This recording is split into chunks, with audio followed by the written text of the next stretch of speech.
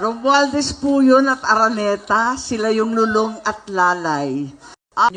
Dapat imbes na linusta yung kabanbayan, ako na magsasabi, masama man ang loob ko, masama man ang loob ninyo, kahit kapatid ko ang nakaluklok sa poder, ang totoo, sayang ang pinaggastosan ng ating bansa.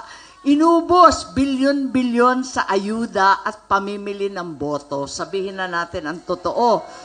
Ang halalan ay talagang, tama, inaaway na naman po ako ni BP. At parating sinasabi, paltan mo na kasi yung apelyido mo. Sabi ko, ang problema, yung nakaupo, walang apelyido kasi tambalos-los.